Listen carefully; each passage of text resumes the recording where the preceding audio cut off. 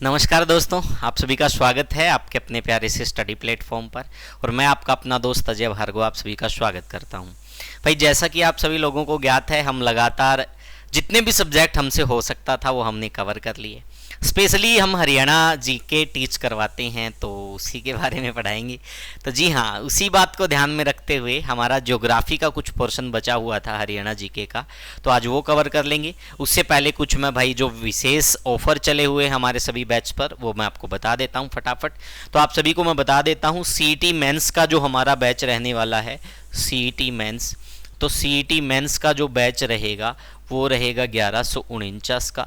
अगर आप group D की तैयारी करना चाहते हो तो ग्रुप डी का जो बैच रहेगा ये 999 रुपये का रहेगा। और अगर आप स्पेशल हरियाणा जीके की तैयारी करना चाहते हो, एचआर जीके, तो स्पेशल हरियाणा जीके का जो बैच रहेगा 399 का।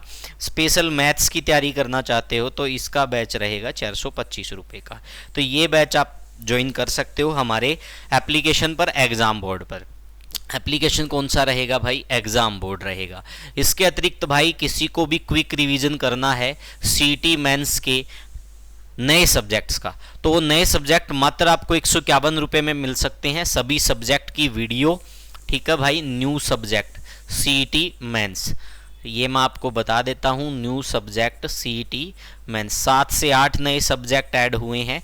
तो ये सारे नए सब्जेक्ट वीडियो प्लस पीडीएफ आपको मात्र 151 रुपये में मिल जाएंगे। तो इसके लिए आपको क्या करना होगा, नीचे दिए गए नंबर पर आप इंक्वायरी ले सकते हैं, या फिर 95 181 98 050, ये हमारा नंबर रहेगा, आप इससे भी इंक्वायरी ले सकते हो। तो चलो अभी सेशन की शुरुआत करते हैं भाई। ये थोड़ा मैंने बता दिया आप लोगों को, तो जो भी बैच लेना चाहता है साथी वो बैच ले सकता है। और एक हरियाणा शास्त्र किताब आती भाई हमारी, आप हरियाणा शास्त्र 360 डिग्री के नाम से मार्केट में कहीं से भी पुस्तक ले सकते हो हरियाणा जीके की। तो चलो अभी सेशन की शुरुआत करते हैं भाई। आज हम पढ़ेंगे हरियाणा में अपोहा तंत्र के बारे में, यानी कि हरियाणा से संबंधित नदियों के बारे में। यहाँ पे मैंने लिख दिया नदी, ठीक है भाई। और नदी भी किसकी? हरियाणा की, कि हरियाणा में जो नदियों का जाल है वो किस प्रकार से बिखरा हुआ है, या कहाँ कहाँ से कौन कौन सी नदी बहती है, कहाँ बाढ़ का कारण बनती हैं, जितने भी फैक्ट बनेंगे वो सारे के सारे आज हम कवर करेंगे। उससे पहले मैं आप सभी को बता देता हूँ, हरियाणा में अगर जल तंत्र की बात की जाए तो हरियाणा जो गंगा नदी जल तंत्र है और सिंधु नदी जल तंत्र है उसका एक विभाजक राज्य है। तो हरियाणा में अगर पूछ लिया जाए कितने जल तंत्र हैं तो 2 रहेगा। और सेम ऐसे ही अगर हरियाणा में अपवाह तंत्र पूछे जाएं कि नदियों के अपवाह तंत्र कितने हैं, तो 2 अपवाह तंत्र हो जाएंगे, एक उत्तर की तरफ से बहने वाली यानी कि उत्तरी अपवाह तंत्र, और एक दक्षिण की तरफ से बहने वाली यानी कि दक्षिणी अपवाह तंत्र। तो थोड़ा थोड़ा ब्रीफ सा मैं बता देता हूं। अगर आपसे जल तंत्र के बारे में पूछा जाए, नदी जल तंत्र, अगर आपसे जल तंत्र के बारे में पूछा जाए तो जल तंत्र कितने हो जाएंगे भाई? 2 हो जाएंगे। कौन कौन से हो जाएंगे भाई? एक तो सिंधु जल तंत्र, ठीक है भाई, सिंधु नदी, और एक हो जाएगा गंगा भाई, ठीक है। और इन दोनों का जो विभाजक राज्य है वो कौन सा भाई? विभाजक राज्य। अगर विभाजक राज्य की बात की जाए तो फिर कौन सा हो जाएगा भाई? हरियाणा हो जाएगा। ये फैक्ट आपसे पूछा जा सकता है। अगर आपसे हरियाणा में अपवाह तंत्र पूछा जाए, क्या पूछा जाए भाई? नदियों का अपवाह तंत्र, तो हरियाणा में अपवाह तंत्र कितने प्रकार का हो जाएगा? 2 प्रकार का। एक क्या हो जाएगा भाई? उत्तर का, यानी कि उत्तरी अपवाह तंत्र, और एक क्या हो जाएगा? दक्षिणी अपवाह तंत्र, यानी एक उत्तर में बहने वाली नदियां हो जाएंगी और एक दक्षिण में बहने वाली नदियां हो जाएंगी। तो इस प्रकार से हम इसको पढ़ेंगे भाई। तो फटाफट से एक बार ये बात आपके समझ में आ गई होगी कि भाई विभाजक राज्य हरियाणा पूछा जाए तो किसका विभाजक राज्य है? सिंधु एवं गंगा नदी जल तंत्र का विभाजक राज्य है, ठीक है भाई। यहां तक चीजें क्लियर। ये फैक्ट एग्जाम में पूछा गया था तो ये मैंने आप लोगों को सारे के सारे क्लियर करवा दिए भाई। हरियाणा में अगर जल तंत्र पूछा जाए, जल नदी तंत्र, तो 2 यानी सिंधु और गंगा, और अपवाह तंत्र पूछा जाए तो 2 उत्तरी या दक्षिणी। अब हम जो पढ़ेंगे भाई, हमारा जो पढ़ने का तरीका रहेगा वो अपवाह तंत्र के हिसाब से रहेगा। पहले हम उत्तरी, जो उत्तर की तरफ बहने वाली जो भी नदियां हैं, यानी जिसका अपवाह तंत्र उत्तर की तरफ है, हम उनके बारे में पढ़ेंगे। तो फटाफट से देखेंगे भाई, ठीक है। मैप के बारे में पूरी डिटेल, पूरा मैप मैं आपको ज्योग्राफी में करवा चुका हूं, और मुझे नहीं लगता कि अब मैं आपको नदियों के अंदर भी मैप के माध्यम से समझाऊं, क्योंकि पूरा मैप मैं पहली जो मैराथन क्लास ली थी उसमें मैंने करवा दिया था भाई। अब आप अपने आप समझ जाओगे। तो चलो ध्यान से देखिएगा भाई, देखो ये फैक्ट है, सिंधु नदी और गंगा नदी तंत्र का जल विभाजक राज्य क्या है? हरियाणा है। यही बात मैंने आपसे अभी कही थी कि ये क्या हो जाएगा? हरियाणा। अगर विभाजक जिला पूछा जाए तो जिला कौन सा भाई? अंबाला भाई। कौन सा हो जाएगा? अंबाला। फिर मैंने आपको बताया था कि हरियाणा की नदियों को दो जल तंत्र में बांटा जा सकता है या बांटा जाता है, सिंधु नदी जल तंत्र और गंगा नदी जल तंत्र भाई। ठीक है, सिंधु नदी जल तंत्र में हम देखेंगे घग्गर नदी एक क्षेत्र आएगा और गंगा नदी जल तंत्र में यमुना नदी तंत्र आएगा भाई। ठीक है, और इनका ये एरिया दे रखा है साथ में। इसी प्रकार से मैंने आपको कहा कि राज्य में अपवाह तंत्र दो प्रकार का, उत्तरी तंत्र और दक्षिण तंत्र। ये बातें मैं आप लोगों को बता चुका हूं। अब जो पॉइंट क्या था, सिंधु नदी और गंगा नदी तंत्र का जल विभाजक राज्य, तो वो कौन सा? हरियाणा। और विभाजक जिला पूछ लिया जाए तो अंबाला। सिंधु नदी और गंगा नदी तंत्र का जल विभाजक नदी पूछी जाए तो कौन सी हो जाएगी? मारकंडा। वही मारकंडा जो अंबाला में बाढ़ का कारण बनती है, वही मारकंडा जो अंबाला में क्या बनती है भाई? बाढ़ का कारण बनती है, जो आपसे पूछा जा सकता, अभी पेपर में आया भी हुआ था कि अंबाला व कुरुक्षेत्र में बाढ़ का कारण मारकंडा। वैसे आपको बता देता हूं, टांगरी नदी भी बनती है, लेकिन ज्यादातर जो बनती है वो कौन सी बनती है? मारकंडा नदी ही बनती है। तो यही उत्तर माना गया था। तो चीजें क्लियर यहां तक समझ में आ गया भाई? चलो भाई, अब हम किसके बारे में पढ़ेंगे? अब हमारा जो पॉइंट रहेगा वो रहेगा उत्तरी शिवालिकी तंत्र, यानी कि उत्तरी तंत्र की जो नदियां होंगी उसके बारे में हम पढ़ेंगे। और सबसे पहले हम पढ़ेंगे भाई सरस्वती नदी के बारे में, यानी कि सबसे पवित्र नदी के बारे में। तो चलो अभी भाई कॉपी पेन उठा लीजिए। अब हम पढ़ने वाले हैं किसके बारे में? सरस्वती नदी तंत्र के बारे में, यानी सरस्वती नदी के बारे में। ये मैंने यहां पर लिख दिया सरस्वती। तो आप सभी को ज्ञात ही है भाई, ऋग्वेद में सबसे पवित्र नदी माना गया है किसको? सरस्वती नदी को माना गया है ऋग्वेद में सबसे पवित्र नदी भाई। ठीक है, और इसका उल्लेख आपको ऋग्वेद में भी देखने को मिलता है। हरियाणा इसी नदी के किनारे पर बसा हुआ था भाई। ठीक है, लेकिन अभी वर्तमान में पूछ लिया जाए तो वर्तमान में भाई हरियाणा माना जाता है कि यमुना नदी के किनारे बसा हुआ है। प्राचीन समय में हरियाणा किस नदी के किनारे बसा हुआ था? सरस्वती नदी के किनारे। और इसी सरस्वती नदी के किनारे कुरुक्षेत्र के आसपास का इलाका था और यहीं पर क्या रहते थे भाई? आर्य लोग रहते थे, सारे के सारे आर्य रहते थे। ठीक है भाई, तो ये चीजें आप लोगों के सामने मैं पहले भी डिस्कस करवा चुका हूं। ठीक है, अब इस सरस्वती के बाद हम देखते हैं भाई सरस्वती में इनका उद्गम स्थल क्या रहने वाला है। यहां से जितने प्रश्न निकल के आ सकते हैं वो आज हम करेंगे भाई। सबसे पहला पॉइंट पूछा गया कि सरस्वती नदी का उद्गम स्थल भाई। तो उद्गम स्थल का मतलब क्या होता है? जहां से ये नदी निकलती है। तो आपको पता नदियां पहाड़ों में से निकलती है भाई, और पहाड़ों में इसमें जो स्थान माना जाता है सरस्वती नदी का, एक तो ये एग्जाम में आया था हरियाणा में हर की दून भाई, एक तो ये माना गया था हर की दून, यानी कि इस स्थान से क्या निकलती है? ये सरस्वती नदी का उद्गम स्थल है। दूसरा क्या माना गया था? रूपेण या रूपिन ग्लेशियर भाई, रूपिन या रूपेण ग्लेशियर, इसको सरस्वती ग्लेशियर भी कह देते हैं भाई। ठीक है, इसको सरस्वती ग्लेशियर भी बोल देते हैं। यहां पे मैं लिख देता हूं उद्गम स्थल भाई, उद्गम स्थल। समझ में आ गया भाई? ये माना जाता है इसके बारे में, ये एग्जाम में पूछे हुए प्रश्न है भाई। ठीक है, तो अगर ये माना जाता है तो ये कहां है भाई? ये उत्तराखंड में आएगा भाई। इसके अतिरिक्त भाई क्या फैक्ट माने जा सकते हैं? अब हरियाणा से रिलेटेड फैक्ट पूछे जा सकते हैं। अब हरियाणा से रिलेटेड पहला फैक्ट मैंने करवा दिया कि प्राचीन समय में हरियाणा सरस्वती नदी के किनारे स्थित था। आपसे पूछा जा सकता है प्राचीन समय में हरियाणा, प्राचीन समय में हरियाणा किस नदी के किनारे स्थित था भाई? हरियाणा सरस्वती नदी के किनारे स्थित था। किसके किनारे स्थित था? सरस्वती के किनारे स्थित था भाई। ठीक है, किनारे स्थित था। तो यहां तक तो चीजें क्लियर है। इसके अतिरिक्त आप सभी को पता है भाई, यहीं पर बैठकर क्या लिखी गई है भाई? महाभारत लिखी गई है, या यहीं पर बैठकर क्या? भगवत गीता के बारे में। तो बहुत बार प्रश्न आ जाते हैं भाई। अधिकतर जो ब्राह्मण ग्रंथ है उसका जो एक प्रकार से कह सकते हैं भाई, उनको कहां बैठकर लिखा गया?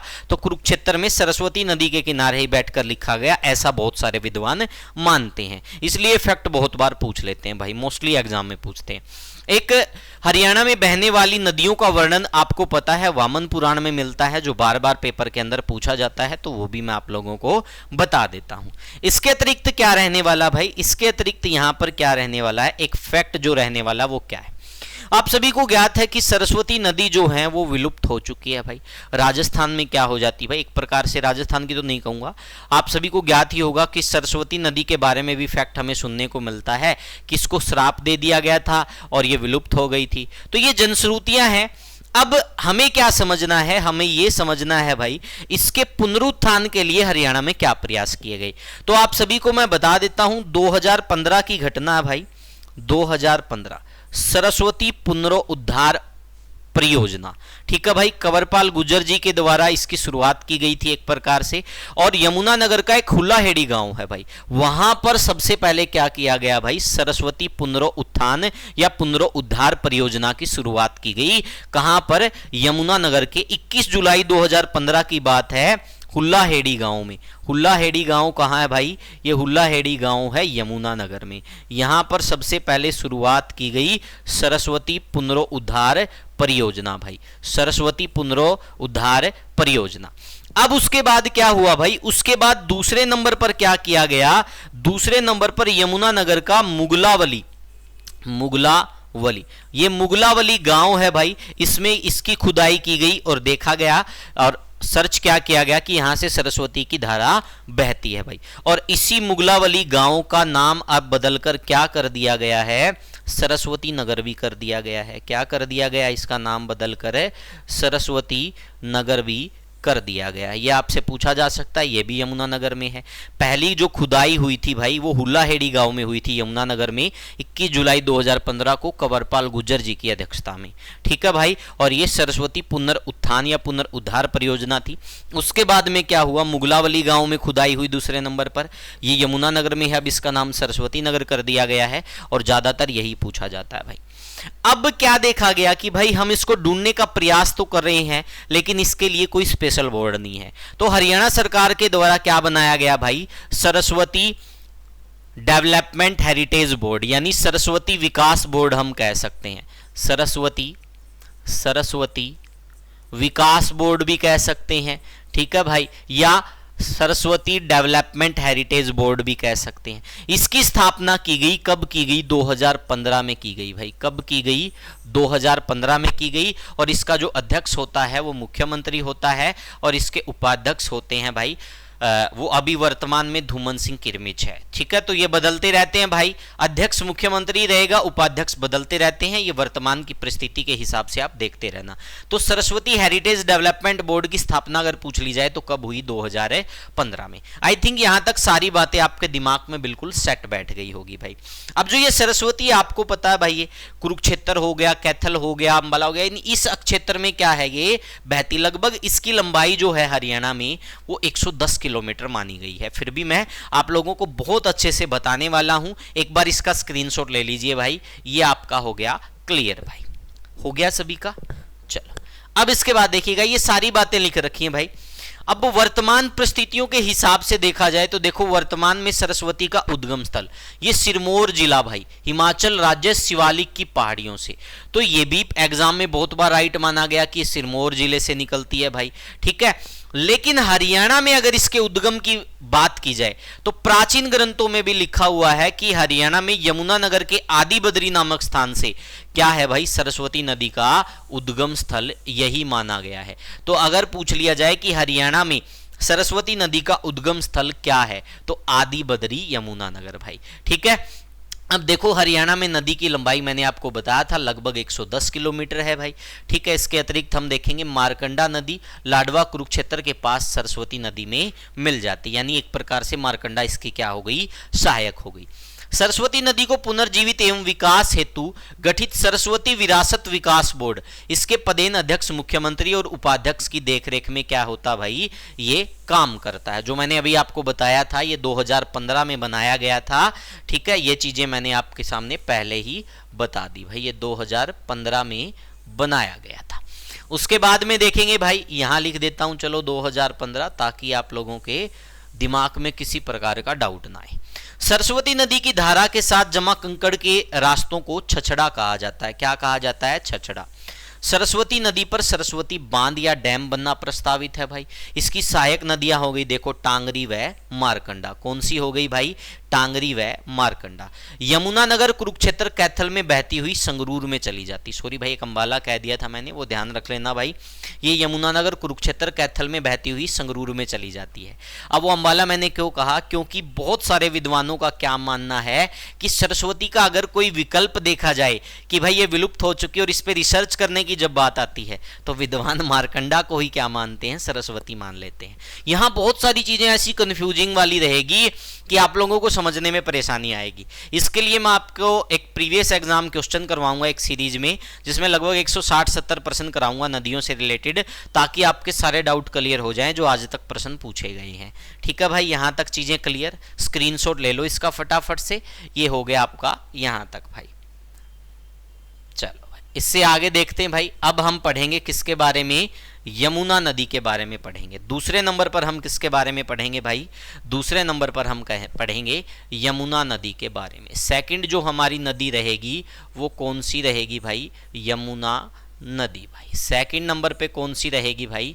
सेकंड नंबर पे हमारी जो नदी रहेगी यमुना नदी। अब जो यमुना नदी है भाई आप सभी को ज्ञात ही है, इसके भी उद्गम स्थल को लेकर बहुत सारे फैक्ट पूछे जाते हैं।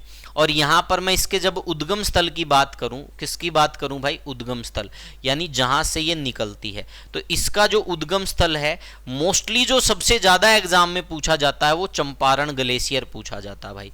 क्या पूछा जाता है? चंपारण ग्लेशियर। ठीक है भाई, ये ज्यादातर पेपर में पूछा जाता है कि ये चंपारण ग्लेशियर से निकलती है। इसके अतिरिक्त यमुनोत्री हिमनद अगर ऑप्शन में है तो ये नहीं है तो वो भी आ सकता है। बंदरपूछ की पहाड़ी भी आ सकता है। तो वो एक अलग अलग फैक्ट होते हैं, क्योंकि जहां तक हम पहुंच पाते हैं हमें नजर आता है कि भाई ये यहां से निकली होगी। जहां तक मानव की पहुंच है वहीं तक इसका अंदाजा लगा लिया जाता है कि इसका उद्गम स्थल यहां से हुआ है। तो इसी प्रकार से अंदाजा लगाया गया। बहुत सारी जगह हमें क्या देखने को मिलता है कि ये कालिंद पर्वत से निकलती है, इसको इसलिए इसको कालिंदी नदी भी कहा जाता है। तो अलग अलग फैक्ट को हमें देखने को मिलेंगे। चंपारण ग्लेशियर हो, यमुनोत्री हिमनद हो, बंदरपूछ की पहाड़ी हो या फिर कालिंद पर्वत हो, तो ये सब फैक्ट जब भी आएंगे तो इसका मतलब यमुना नदी के उद्गम से रिलेटेड है ये सारे के सारे फैक्ट भाई। समझ में आ गया यहाँ तक? किसी को कोई समस्या तो नहीं?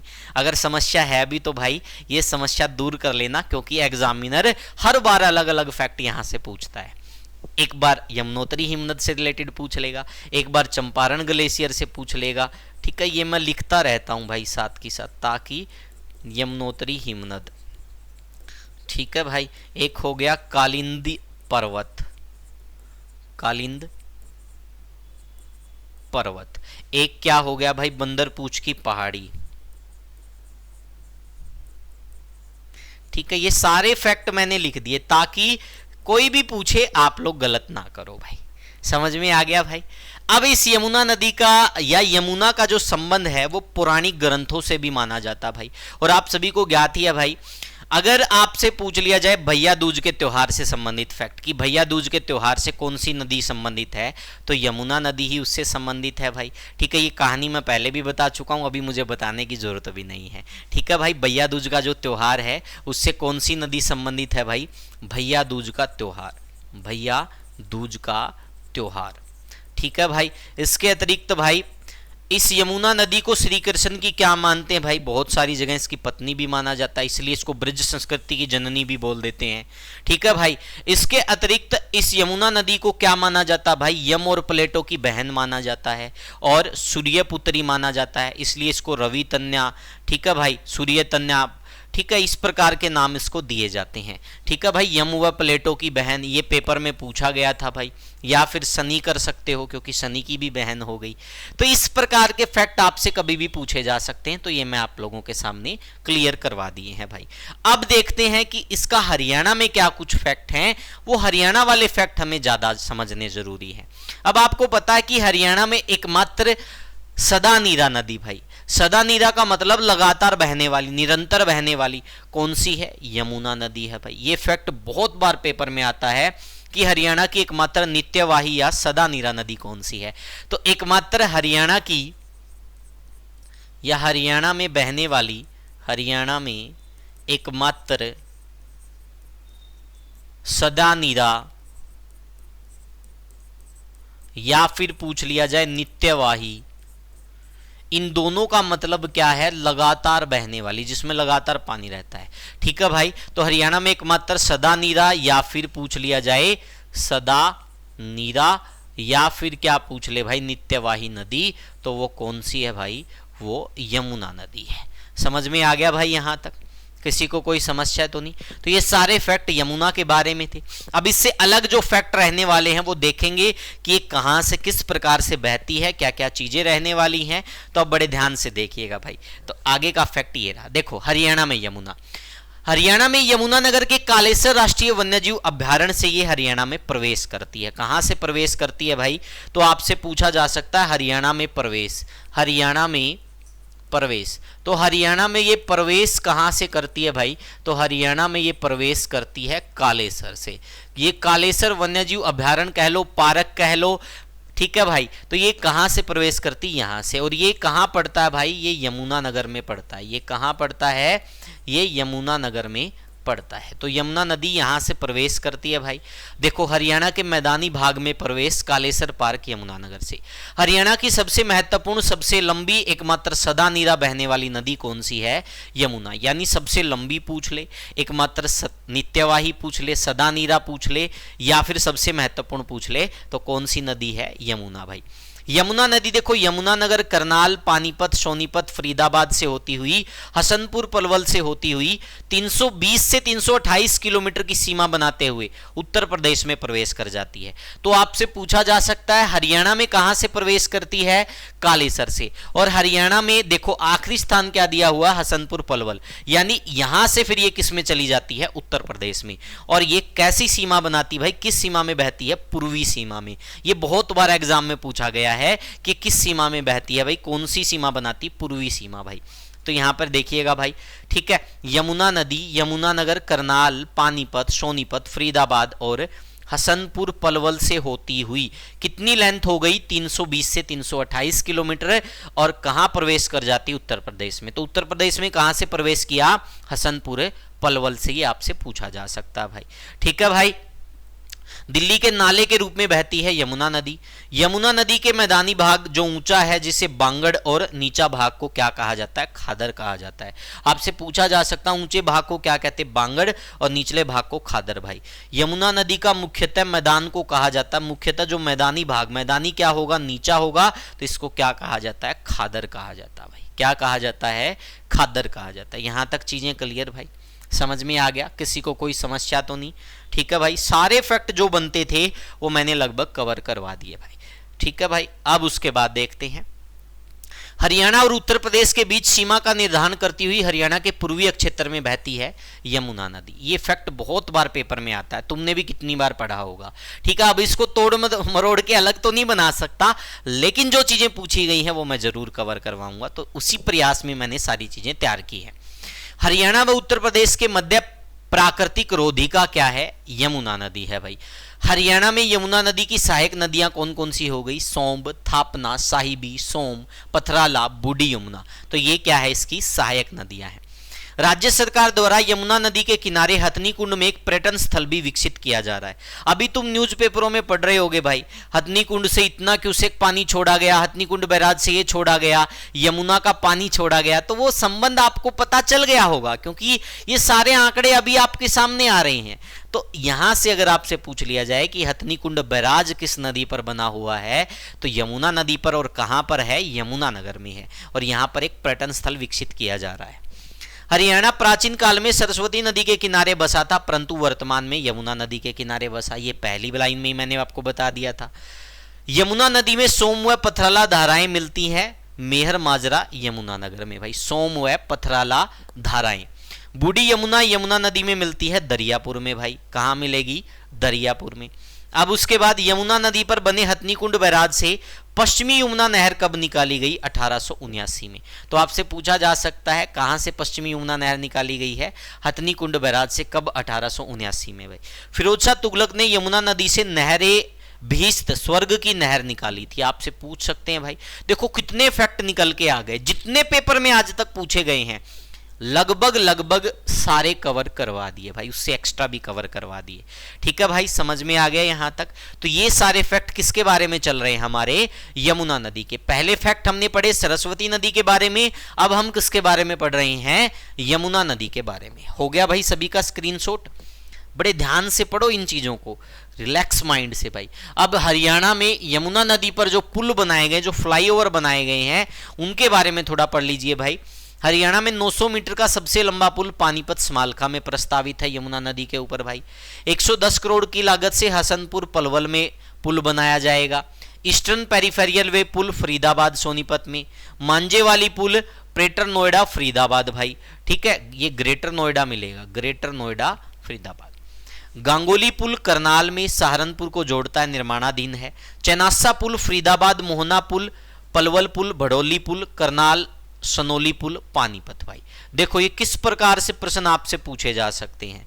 ठीक है भाई, सारी चीजें यहां पर क्या हो गया, देखो अगर चेनासा पुल पूछा जाए तो फरीदाबाद, मोहना पुल, पलवल पुल, बड़ोली पुल करनाल में भाई। ठीक है, सनोली पुल पानीपत में। जहां कोम्मे लगे हुए समझ जाना तुम, कोम्मे का मतलब है कि अगला फैक्ट शुरू हो गया। लाल बहादुर शास्त्री पुल पानीपत में। ठीक है भाई, ये सारी बातें यहां पर लिखी गई हैं। ठीक है, इसके बाद हथनी कुंड पुल, कलानूर पुल, संघाला पुल, लाल टोपी बैराज, यमुनानगर। वैसे पुल आज तक पूछे नहीं गए हैं भाई, जब एग्जामिनर का दिमाग सटकता तब पूछ सकता है। बैराज सारे करवाऊंगा, बांध जो बनाए गए हैं। पुल आपकी मर्जी, आप पढ़ो तो पढ़ लो भाई, मेरा काम था पढ़ाना, मैंने पढ़ा दिया। स्क्रीनशॉट ले लो, जरूरी नहीं आज तक पूछा नहीं गया है, लेकिन संभवतः कभी भी पूछा जा सकता है, तो इसलिए अपनी तैयारी बरकरार रखो। चलो इससे आगे पढ़ते हैं। अब हम पढ़ेंगे मार्कंडा नदी के बारे में। वही मार्कंडा नदी जिसका प्राचीन नाम क्या है, अरुणा भाई। बहुत बार पेपर में आता है किसका प्राचीन नाम क्या है। कितने ही पेपर आपने दिए होंगे और उसमें आपने ये नाम देखा होगा, किस नदी का प्राचीन नाम अरुणा है। तो मार्कंडा नदी का जो प्राचीन नाम है वो क्या है, अरुणा है। और ये कहां पर बाढ़ का कारण बनती है, अंबाला और कुरुक्षेत्र में ये बाढ़ का कारण बनती है। अब इससे रिलेटेड फैक्ट देखेंगे भाई, ये कहां से निकलती है। ठीक है भाई, इसका देखो प्राचीन नाम अरुणा नदी है। ये हिमाचल राज्य के नाहर धरतीधर की शिवालिक श्रेणी की नाहन चोटी के निकट पोंटा घाटी के पश्चिम छोर से निकलकर हरियाणा राज्य के अंबाला जिले के पश्चिम दिशा में काला अंब नामक स्थान के पास से प्रवेश करती है। तो आपसे पूछा जा सकता है हरियाणा में कहां से प्रवेश करती है, तो हरियाणा में प्रवेश, यहां पे मैं लिखता जा रहा हूं भाई, जो जो प्रश्न इंपोर्टेंट बनते जा रहे हैं। तो हरियाणा में कहां से प्रवेश करेगी भाई, काला अंब। अंबाला के पास एक स्थान है काला अंब, वहां से ये हरियाणा में प्रवेश करती है भाई। ठीक है, निकलती कहां से है, शिवालिक की श्रेणियों से निकलती है भाई। मार्कंडा नदी का हरियाणा में देखो प्रवेश द्वार काला अंब भाई। राज्य में इसकी लंबाई पूछ ले लगभग 90 किलोमीटर। अंबाला से निकलकर मार्कंडा नदी कुरुक्षेत्र में प्रवेश कर जाती। कहां प्रवेश करेगी, कुरुक्षेत्र में। वर्षा के दिनों में अंबाला और कुरुक्षेत्र में बाढ़ का कारण, सबसे इंपॉर्टेंट भाई कौन सी नदी है, मार्कंडा नदी बाढ़ का कारण बनती है भाई। ठीक है, इसकी सहायक नदियां पूछ लिया जाए तो टांगरी, रण, बेगना, नकटी, बलियाली, आमरी, थापना। अब देखो भाई, इसकी भी सहायक नदी कौन सी है, टांगरी भाई। मैंने आपको पहले भी ये बताया था, ये थोड़े कंफ्यूजिंग फैक्ट हो सकते हैं, यहां पर आपको थोड़ा दिमाग लगाना पड़ेगा भाई। ठीक है, अब टांगरी नदी अंबाला जिले के मुलाना के निकट मार्कंडा में आकर मिलती है। कहां मिलती है भाई टांगरी नदी, मार्कंडा में, अंबाला के मुलाना के निकट मिलती है भाई। अंबाला जिले के मुलाना के निकट आकर ये मिल जाती है भाई। अंबाला जिले के उत्तर में मार्कंडा नदी और दक्षिण में टांगरी नदी है भाई। तो ये दोनों नदियां हैं, तो इन दोनों के बारे में मैं आपको जो पहला कथन था उसी में मैंने आपको ये बता दिया था। ठीक है, सारी बातें भाई। तो देखो अंबाला जिले के उत्तर में मार्कंडा नदी है और दक्षिण में टांगरी नदी है। मार्कंडा की सहायक नदी टांगरी हो गई। टांगरी और जो टांगरी नदी है मार्कंडा में कहाँ मिलती है, अंबाला जिले के मुलाना में। कहाँ मिलती है, अंबाला जिले के मुलाना में मिलती है। हो गया यहां तक, ये मार्कंडा के बारे में था। यही प्रश्न आज तक पूछे गए हैं और जो प्रश्न पूछे गए सारे कवर करवा दिए। अब उसके बाद देखेंगे भाई मार्कंडा और सरस्वती का मिलन भाई। यहीं पर एक बात दे दी, अंबाला दे दिया। वैसे एक झील के बारे में पूछा जाता है, वो यहां पर देखो साफ तौर पर लिखा हुआ है, सेनिसा झील में। ग्रीष्म काल में मार्कंडा नदी के अतिरिक्त जल को सेनिसा झील में इकट्ठा किया जाता है, जहां मार्कंडा व सरस्वती का मिलन होता है। ये फैक्ट पेपर में पूछा गया था। ठीक है भाई, तो आप ये फैक्ट जरूर याद कर लेना, ये प्रीवियस एग्जाम क्वेश्चन है कि हरियाणा की किस झील में मारकंडा और सरस्वती का मिलन होता है। तो हरियाणा की सेनिसा झील है भाई, ठीक है। सेनिसा झील में क्या होता है, मारकंडा का और किसका मिलन होता है भाई, सरस्वती का मिलन होता है। ठीक है भाई, आगे देखेंगे भाई, जो ये मारकंडा का जो नाम है ये मार्कंडेय ऋषि से जुड़ा हुआ है। किससे जुड़ा हुआ भाई, मार्कंडेय ऋषि से जुड़ा हुआ है और उसी से इसका नाम मारकंडा पड़ा है। अब देखो इसी नदी के किनारे महर्षि मार्कंडेश्वर आश्रम स्थित है, शाहबाद कुरुक्षेत्र के अंदर भाई। महर्षि मार्कंडेश्वर आश्रम में मार्कंडेश्वर महादेव का भव्य मंदिर भी बना हुआ है। तो सारी बातें यहां पर दे रखी हैं।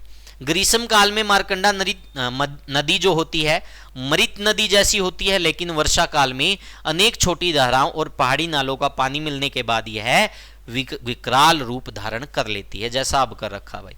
नकटी नदी को सढोरा वाली या सढाउनी भी कहते हैं, जो जफरपुर में मारकंडा से मिलती है। नकटी नदी कहाँ मिलती है, जफरपुर में भाई, ठीक है। मोरनी व सिरमौर नामक दो धाराएं फतेहपुर में मिलकर बेगना नदी बनाती है और अंबाला जिले के मुलाना में मारकंडा नदी में मिल जाती है। ये फैक्ट भाई जो आज तक नहीं पूछे गए वो भी मैं करवा रहा हूं, ताकि कभी पूछे जाए तो आप लोग गलत ना करो। हो गया भाई, यहां तक कोई समस्या तो नहीं किसी को, ठीक है। अभी देखो, इसको पढ़ाने के दो तरीके होते हैं, या तो मैप के माध्यम से पढ़ा दो या फिर ऐसे पढ़ा दो। मैप जब मैं पूरा आपको ज्योग्राफी में क्लियर करवा चुका हूं तो मुझे नहीं लगता कि अब बार बार मैप पढ़ाने की जरूरत पड़ेगी, क्योंकि जब आपने हमारी ज्योग्राफी की मैराथन देखी होगी 4.5 घंटे की, तो उसमें मैंने हर एक चीज को बिल्कुल बारीकी से बताया है। फिर आपको ये कुछ समझने की जरूरत नहीं है, आपको खुद पता है। मैप ले लो और उसमें देख लो किस किस जिले से निकलती हैं, इसका अपवाह तंत्र बना लो, सारी चीजें क्लियर हो जाएंगी भाई, ये कैसे बहती है। हो गया भाई सभी का यहां तक। चलो भाई, इसके बाद देखते हैं कौशल्या नदी भाई। ये हिमाचल राज्य में शिवालिक की पहाड़ियों से निकलती है और पंचकुला जिले में हरियाणा में प्रवेश करती है, यानी हरियाणा में इसका प्रवेश कहां से है, पंचकुला जिले से भाई। इस नदी की जो लंबाई लगभग 20 किलोमीटर भाई, या कुल 30 किलोमीटर। कौशल्या नदी पर पिंजौर में कौशल्या बांध बनाया गया। कौन सा बांध बनाया गया है, कौशल्या बांध भाई। कौशल्या नदी गग्गर में मिल जाती, किस में मिल जाती है, गग्गर में मिल जाती है। तो ये कौशल्या नदी के बारे में है। और ये जो हम पढ़ रहे हैं ये उत्तरी तंत्र की, यानी अपवाह तंत्र में दो प्रकार से हमने विभाजित किया था अपवाह तंत्र को, उत्तरी और दक्षिण। हम उत्तरी के बारे में पढ़ रहे हैं भाई, ये ध्यान रख लेना भाई, ठीक है। तो ये किसके बारे में हो गया, कौशल्या नदी के बारे में। हरियाणा में कहां से प्रवेश करती है, पंचकुला जिले से। अब उसके बाद राक्षी नदी भाई, ये शिवालिक की पहाड़ियों से निकलकर यमुनानगर जिले के शाहपुर में मैदानी क्षेत्र में प्रवेश कर कुरुक्षेत्र जिले के लाडवा के पास चटांग नदी में मिल जाती है। ठीक है भाई, तो ये सारी चीजें हो गई भाई, आप लोगों के सामने है, तो चीजें क्लियर, कोई डाउट तो नहीं किसी को। चलो भाई, इससे आगे बढ़ते हैं नेक्स्ट पॉइंट भाई। उसके बाद हम पढ़ेंगे टांगरी नदी के बारे में। किस नदी के बारे में भाई, टांगरी नदी के बारे में। ये भी कहां से निकलती है, शिवालिक की पहाड़ियों से। अब देखो, जो उत्तर की नदियां होंगी ना मोस्टली शिवालिक से ही निकलेंगी, क्योंकि आप सभी को ज्ञात ही है भाई उत्तर में क्या है, शिवालिक है, शिवालिक श्रेणियां हैं, तो ये आपको वैसे ही पता है। तो यहां पर क्या हो जाएगा, कहां से निकलती है, शिवालिक की पहाड़ियों से, और अंबाला जिले में प्रवेश करती। ये भी आपसे पूछा जा सकता है, कहां प्रवेश करती, हरियाणा में अंबाला जिले से भाई। हरियाणा राज्य में उद्गम होने वाली एकमात्र नदी जिसका मोरनी की पहाड़ियों से क्या होता है, उद्गम होता है। आपसे पूछा जा सकता है इसका जो उद्गम स्थान है वो हरियाणा में ही मोरनी की पहाड़ियां, और मोरनी की पहाड़ियां शिवालिक की पहाड़ियों का एक पार्ट होती है। आपको ज्ञात है पंचकुला जिले में है, तो वहां से ये निकलती। देखो, हरियाणा राज्य में उद्गम यानी होने वाली एकमात्र नदी टांगरी। मोरनी पहाड़ियों से निकलकर उमरा नाला साथ साथ बहता हुआ टांगरी नदी में मिल जाता है। आगे जाकर टांगरी नदी मुलाना अंबाला के निकट मारकंडा नदी में मिल जाती है। टांगरी मारकंडा की प्रमुख सहायक नदी है।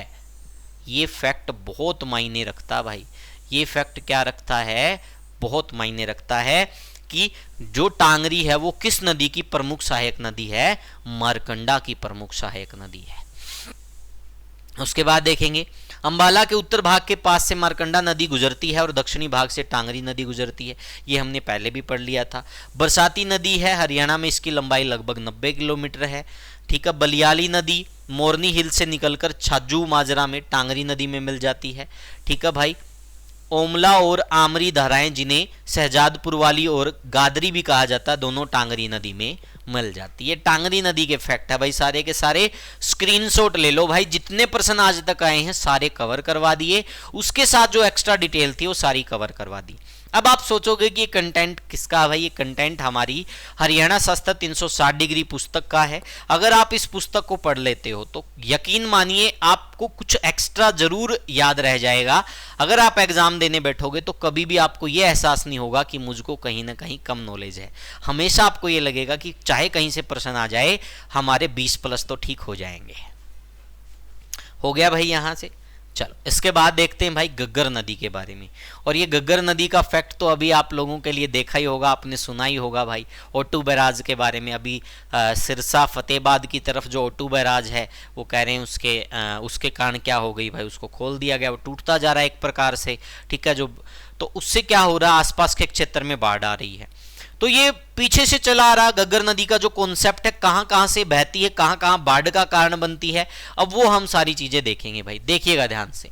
घग्गर नदी ये शिवालिक की पहाड़ियों से निकलती भाई, उत्तराखंड नहीं कह सकते यहां पर भाई, उत्तराखंड नहीं आएगा, यहां पर आएगा हिमाचल भाई। हिमाचल के सिरमौर भाई, क्या आएगा यहां पर, हिमाचल के जिले के सिरमौर जिले के डागसाई शिमला के पास से निकलकर कालका पंचकुला जिले से हरियाणा में प्रवेश करती है।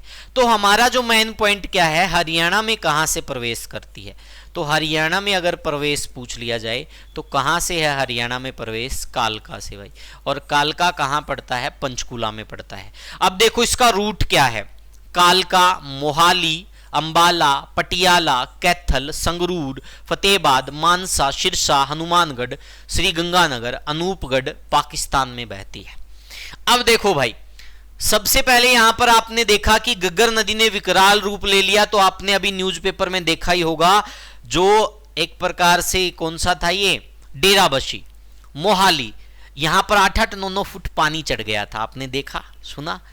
उसके बाद क्या हुआ, अंबाला में बाढ़ आ गई, ये भी आपने सुना कि घग्गर नदी ने लिया विकराल रूप अंबाला में बाढ़ का कारण। उसके बाद क्या हुआ, पटियाला की तरफ भी ऐसा हुआ। फिर हमने न्यूज़पेपर में पढ़ा कैथल में जो पातड़ा गांव है, खनौरी गांव है, इसके आसपास बाढ़ आ गई भाई। तो ये देखो ये आगे बढ़ती हुई यहां आ गई। अब उसके बाद संगरूर और फतेहाबाद। अब आपने फतेहाबाद में भी देखा कि फतेहाबाद के गांव में भी बाढ़ आ चुकी है, सिरसा के गांव में भी बाढ़ आ चुकी, यानी ये रूट चलता जा रहा है। और जब यहां तक बाढ़ आ गई है, ठीक है भाई, तब क्या कह रहे हैं, राजस्थान में आपने देखा होगा डीसी साहिबा ने या डीसी ने क्या कर लिया, पहले ही मीटिंग बुला ली, क्योंकि अब अगला नंबर किसका है, ये पानी आगे जाता जाता किस में जाएगा, हनुमानगढ़ में जाएगा। तो हनुमानगढ़ में जो एसडीएम साहब हैं, जो भी हैं सारी चीजें, तो उन्होंने पहले ही मीटिंग बुला रखी कि अब पानी आएगा, हमें पुख्ता इंतजाम करने हैं। तो ये रूट ऐसे चलता रहेगा, फिर श्री गंगानगर, अनूपगढ़ पाकिस्तान में बहती हुई चली जाएगी भाई। तो ये गंगानगर का, ये क्या है, घग्गर नदी का पूरा रूट है भाई, जो मैंने आपको बताया है। समझ में आ गया। उसके बाद देखेंगे घग्गर नदी पाकिस्तान में बिंदौर या बिजनौर नामक स्थान से प्रवेश होकर अब्बास किला तक जाती है भाई। ठीक है, इसको हम नहीं पढ़ेंगे, हमको क्या लेना देना पाकिस्तान से भाई, कहीं जाओ। ठीक है, उसके बाद देखते हैं घग्गर नदी हरियाणा राज्य की उत्तर पश्चिम सीमा में बहती है और हरियाणा के 5 जिलों पंचकुला, अंबाला, कैथल, फतेहाबाद, सिरसा से होती हुई, ठीक है, राजस्थान के हनुमानगढ़ के मरुस्थल में प्रवेश कर जाती है और कई धाराओं में भटकर थार रेगिस्तान में क्या हो जाती है, लुप्त हो जाती है भाई। समझ में आ गया यहां तक। मैक्समुलर और क्रिश्चियन जैसे इतिहासकारों के अनुसार सरस्वती का अंतिम अवशेष वर्तमान में घग्गर है। कोई मारकंडा को मानता है, कोई घग्गर को मानता है, तो ये विवादास्पद रहेगा। तो ये आप पढ़ सकते हो भाई, जो मैंने आपको बताया। उसके बाद घग्गर सतलुज और यमुना के बीच क्षेत्र में प्रवाहित होने वाली प्रमुख नदी है। अन्य नाम इसके क्या हो गए, नट, शोवर, ये जो लिखे देखो सारी चीजें, राजस्थान का शोक, मृत नदी, सरस्वती, सोतार, लेटी हुई नदी, ये सारे किसके नाम है, ये घग्गर के नाम है भाई। चीजें क्लियर यहाँ तक। हरियाणा में प्रवेश का पता चल गया, ये प्रश्न पूछा गया था कालका से भाई। रूट पता चल गया, ये प्रश्न पूछते हैं हमें। कौन से 5 जिलों में मुख्यतः बहती है, ये हमें पता चल गया भाई। ठीक है, यहीं से प्रश्न आते हैं। उपनाम हमें पता चल गया। अब जो यहां से प्रश्न पूछे गए वो हम देखेंगे अगली स्लाइड में कौन कौन से पूछे गए। इसका स्क्रीनशॉट ले लो भाई सारे। ये देखो भाई, यहां से प्रश्न आए थे भाई 2-3। देखो घग्गर नदी राज्य की सबसे लंबी वृद्ध बरसाती नदी है, ये ध्यान रख लेना भाई। कैसी नदी है? बरसाती, क्योंकि अब बरसात हुई है पहाड़ों में बहुत ज्यादा, तभी घग्गर नदी ने विकराल रूप लिया है, वरना तो ऐसा नहीं होता। तो यानी बरसाती नदी है, ना कि मौसमी नदी। घग्गर द्वारा बाढ़ के मैदान को क्या कहा जाता? नीली। देखो भाई, घग्गर द्वारा जो बाढ़ का मैदान कहा जाएगा उसको क्या कहेंगे? नैली। और मारकंडा का जो बाढ़ का मैदान होता है उसको क्या कहेंगे? बैट कहेंगे। ये पेपर में आया हुआ था भाई। अब देखिए, प्लेस्टोसिन के समय उत्तर पश्चिम भारत की महत्वपूर्ण नदी, ये छोड़ दो, आप कोई जरूरी नहीं है। टिपरा हिल घग्गर नदी के उत्तर दिशा में स्थित है। ठीक है भाई, किस दिशा में स्थित है? उत्तर दिशा में। पंचकुला जिले की टिपरा हिल हिमाचल प्रदेश के नाहन से सटे हरियाणा की सड़क उत्तरी सीमा बनाती है। घग्गर नदी में छोटे छोटे नाले मिलते जिन्हें स्थानीय भाषा में चों कहा जाता है। ये मोस्ट इंपोर्टेंट है भाई। ठीक है। गुरुद्वारा नाड़ा साहिब शिवालिक की तलहटी में घग्गर नदी के किनारे पंचकुला में स्थित है। हरियाणा में घग्गर नदी की लंबाई लगभग है 200 मील या 320 किलोमीटर के लगभग भाई, इससे कम ही मिलेगी थोड़ी। घग्गर नदी में बनी हुई झीलें तालाब की आकृति अर्धचंद्राकार है भाई। घग्गर की सहायक नदी कौन सी हो गई भाई? कौशल्या, मारकंडा, टांगरी व चिटांग भाई। ठीक है। दाईं दिशा से मिलने वाली नदी मारकंडा, सरस्वती, टांगरी, चोटांग। बाईं दिशा से मिलने वाली नदी कौशल्या भाई। तो ये जितने भी फैक्ट है भाई, सारे के सारे मैंने आपको करवा दिए भाई। ये टिपरा हिल वाला जरूर याद कर लेना भाई, ये मोस्ट इंपोर्टेंट है। हो गया यहां तक? कोई समस्या तो नहीं किसी को? स्क्रीनशॉट लेते रहो भाई इसका। ये हमारी सारी उत्तर अपवा तंत्र का जितनी भी नदियां हैं वो चल रही हैं।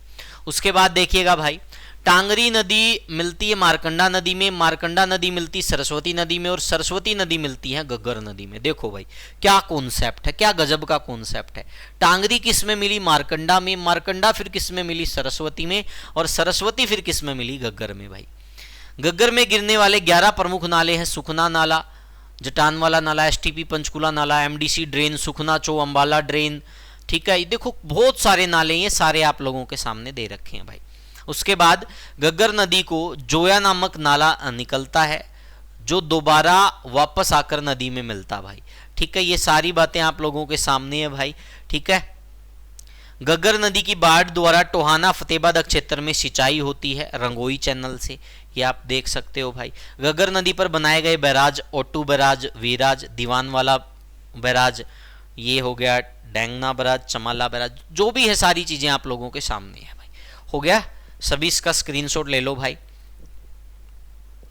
अब भाई जो हमारा आज का क्या रहने वाला है, मोस्ट इंपोर्टेंट फैक्ट यहां से आने वाला वो कौन सा है? देखो, ओटू बैराज सिरसा जिले के ओटू नामक स्थान पर बैराज बनाकर 2 नहरें राजस्थान के लिए निकाली गई है। अब देखो पहला प्रश्न क्या बन गया, ओटू बैराज कहां है? सिरसा जिले में भाई। ठीक है भाई। प्राचीन समय में ओटू बांध ही क्या कहलाता था? डामर झील कहलाता था। क्या कहलाता था? डामर झील। 1986 में चौधरी देवीलाल ओटू बैराज को पर्यटक स्थल के रूप में विकसित किया गया। ठीक है भाई, कब किया गया? 1986 में। घग्गर नदी को ओटू बैराज से पहले इसे घग्गर नदी और ओटू बैराज के बाद हाकड़ा नदी कहा जाता है। ठीक है भाई, ओटू बैराज से पहले क्या कहते हैं इसको? घग्गर नदी, और ओटू बैराज के बाद इसको क्या कहा जाता है? हाकड़ा नदी भाई। ठीक है, हकरा या हाकड़ा। घग्गर हाकड़ा नदी घाटी को 2 भागों में बांटा गया। जो वर्षा में बाढ़ग्रस्त नहीं होने वाला उच्चतर क्षेत्र कहलाता है बांगड़ क्षेत्र भाई। ठीक है, तो ये सारी बातें आप लोगों के सामने है भाई। ठीक, सारी चीजें आप लोगों के सामने है। हरियाणा प्रदूषण नियंत्रण बोर्ड द्वारा जारी रिपोर्ट के अनुसार घग्गर नदी के किनारे भूमिगत पानी पीने लायक नहीं है भाई। किस लायक नहीं है? पीने लायक नहीं है। हो गया सभी का भाई? किसी को कोई समस्या यहां तक? चलो भाई, इससे आगे देखते हैं, नेक्स्ट पॉइंट की तरफ बढ़ते हैं। अगला पॉइंट आप लोगों के सामने ये रहा, राजस्थान में नदी के बहाव को नाली कहा जाता है भाई। राजस्थान में क्या कहा जाता है? इसको नाली कहा जाता है। बताया जाता है कि हड़प्पा कालीन कालीबंगा पुरातात्विक स्थल इसी नदी के किनारे विकसित हुआ। भटनेर, दुर्ग, सूरतगढ़, रंगमहल सभ्यता राजस्थान की अंत प्रवाह की सबसे बड़ी नदी घग्गर भाई। अब ये रंगमहल सभ्यता से एक प्रश्न याद आ गया। हरियाणा में रंगमहल संस्कृति के प्रमाण मिले हैं, तो घग्गर नदी से प्रभावित कौन सा जिला हो रहा है? सिरसा। तो सिरसा में ही मिले हैं भाई रंगमहल संस्कृति के प्रमाण भाई। ठीक है, हिमालय की पहाड़ियों से राजस्थान के मरुस्थल में जल पहुंचाने वाली एकमात्र नदी कौन सी है? घग्गर भाई। राजस्थान की सबसे नीची झील घग्गर नदी पर है, ठीक है, तालबाग तलवाड़ा झील हनुमानगढ़ में, ठीक है। प्राचीन काल में, ये भाई आप लोगों के लिए इतने ज़्यादा इंपॉर्टेंट भी नहीं क्योंकि हम हरियाणा के बारे में पढ़ रहे हैं भाई, ठीक है, तो हम सिर्फ यही फैक्ट पढ़ेंगे, जितने भी हैं हरियाणा से रिलेटेड वो फैक्ट हमने पढ़ लिए। इसके बाद देखिएगा भाई चेटांग नदी यानी द्रैसदती नदी भाई, ठीक है। प्राचीन काल में इसको गोरा नदी भी कहा जाता था। प्राचीन नाम द्रैसदती, देवताओं द्वारा निर्मित नदी। आर्यों ने गोरा से द्रसदती नदी का नाम बदला था भाई। ऋग्वेद में इसका एक बार उल्लेख मिलता है। द्रैसदती नदी का ऋग्वेद में मनुस्मृति में उल्लेख मिलता है। हरियाणा सरस्वती और द्रैसदती नदी के मध्य ही स्थित था, ठीक है, ये आपको पता, प्राचीन काल में मनुस्मृति में इस बारे में बताया गया है। द्रैसदती नदी उत्तर वैदिक काल में यमुना व सरस्वती नदी के बीच बहती थी। द्रैसदती नदी का उल्लेख महाभारत कालीन नदी वन पर्व में मिलता है। द्रैसदती नदी को अक्षुद्र नदी व कांगर नदी भी कहा जाता है, कांगर या कंगर नदी भी कहा जाता है। ये प्रश्न आया था भाई, ये प्रश्न एग्जाम में आया था, ये ध्यान रख लेना भाई, शुद्र नदी वाला, ये वाला, ठीक है, ये एग्जाम में पूछा गया था। समझ में आ गया भाई। प्राचीन काल में सीसवाल सभ्यता द्रैसदती नदी के किनारे ही स्थित थी भाई, ठीक है, यहां तक सारी चीजें बिल्कुल क्लियर भाई, समझ में आ गया। ये प्रश्न PYQ यानी प्रीवियस एग्जाम क्वेश्चन है, ये वाला प्रश्न PYQ है, प्रीवियस एग्जाम क्वेश्चन है, ठीक है भाई, और ये वाला प्रश्न PYQ है।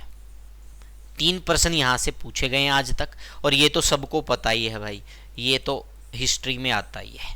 समझ में आ गया भाई। किसी को कोई समस्या तो नहीं? इसकी सहायक नदी पूछ ले, सरस्वती नदी भाई। उसके बाद देखते हैं भाई, उसके बाद क्या लिखा गया। कनिंगम के अनुसार वर्तमान राक्षी नदी ही क्या है? द्रैसदती नदी। ये कौन मानते हैं? ये कनिंगम मानते हैं भाई, ठीक है। कुछ इतिहासकार इस बात को नहीं मानते क्योंकि उनका मानना है कि ब्राह्मण ग्रंथों के अनुसार द्रैसदती सरस्वती नदी के साथ बनाने से पूर्व पश्चिम की ओर बहती थी और राक्षी नदी नहीं हो सकती। तो ये एक फैक्ट है भाई, विद्वानों के अलग अलग, ये पेपर में नहीं आते। कुछ इतिहासकारों का मानना कि साहिबी नदी को वैदिक काल में द्रैसदती नदी कहा जाता है। ये पूछ लिया था भाई एक बार पेपर में, ठीक है, ये पूछ लिया था, ये ध्यान रख लेना भाई। लेकिन ये भी हम नहीं मान सकते क्योंकि ये उत्तर की नदी है, साहिबी दक्षिण की नदी है, इसलिए हम इसको छोड़ के चलते हैं। उसके बाद सारी बातें आप लोगों के सामने है भाई, ठीक है। यहाँ से कोई प्रश्न पूछा नहीं गया था, ठीक है, तो यहाँ से फिर भी आप इस चीज को देख सकते हो भाई, ठीक है। भूवैज्ञानिकों का मानना है कि अरावली में हुई भूकंपीय गतिविधियों के कारण द्रैसदती नदी में अपना मार्ग बदल लिया और नांगल चौधरी की बजाय पूर्व की ओर बहने लगी, जो वर्तमान में साहिबी नदी का मार्ग है, जो कोट कासिम से होता हुआ रेवाड़ी, झज्जर, गुरुग्राम, नसफगढ़ झील से यमुना नदी में मिलती है। ये विद्वान मानते हैं भाई। उसके बाद देखते हैं भाई थापना नदी भाई, ठीक है। ये थापना हरियाणा की सबसे छोटी नदी मानी जाती है और इसकी जो लेंथ है लगभग 10 से 15 किलोमीटर के बीच में है भाई, ठीक है। तो इसको लेकर ज़्यादा डाउटफुल मत रहना। शिवालिक की पहाड़ियों से निकलकर कनियावाला यमुनानगर में प्रवेश करती है भाई। इसे नीली नदी भी कहते हैं, इसे ग्रीन जोन नदी भी कहा जाता है। इसका पानी बिल्कुल साफ व नीला है, ठीक है। हरियाणा की एकमात्र ग्रीन जोन नदी है। इसके बाद सोम नदी के बारे में, सिरमौर की शिवालिक की पहाड़ियों से निकलकर आदि बदरी यमुनानगर में प्रवेश करती है। यमुना नदी की सहायक नदी है और कनालसी यमुनानगर के पास यमुना नदी में मिल जाती है। इस नदी पर यमुनानगर जिले में दादूपुर और पथराला बांध बनाए गए हैं। तो ये थे सारे के सारे फैक्ट भाई उत्तर की तरफ बहने वाली, यानी कि एक प्रकार से हम कह सकते हैं हरियाणा में 2 अपवाद अंतर है नदियों के, एक उत्तर अपवाद अंतर और एक दक्षिण अपवाद अंतर। हमने आज उत्तर अपवाद अंतर के बारे में पढ़ लिया। अब लगभग आपकी सारी ज्योग्राफी जो हरियाणा की वो कंप्लीट हो गई भाई। सिर्फ क्या बच गई? दक्षिण अपवाद अंतर, बांध और नहर। उसके बाद ज्योग्राफी का एक पॉइंट, एक प्रश्न आपका गलत नहीं होगा। बस आपको क्या करना होगा, इन क्लासेज को बहुत अच्छे से पढ़ना होगा। आज के लिए इतना ही भाई। और एक सभी को मैं बता देता हूँ भाई, इस पुस्तक के बारे में जितने भी विद्यार्थी जुड़े हुए हैं, ये हमारी पुस्तक है हरियाणा शास्त्र 360 डिग्री। तो आप इस पुस्तक को ज़रूर खरीद लीजिएगा मार्केट से, जितने भी बच्चे जुड़े हुए हैं। ठीक है, मोस्ट इंपॉर्टेंट क्वेश्चन है आपके आगामी एग्जाम के लिए, ग्रुप डी में बहुत सहायक रहने वाली है। वैसे भी हरियाणा जीके की नॉलेज के लिए ज़रूरी है। ठीक है भाई, तो हमारी क्लास अगर आपको अच्छी लगी हो तो हमारे इस यूट्यूब चैनल को सब्सक्राइब कर लीजिएगा। आज के लिए इतना ही, मिलेंगे बहुत जल्द। Thank you, take care, bye bye. मैं आपका अपना दोस्त अब आपसे विदा लेता हूँ। चलो भाई।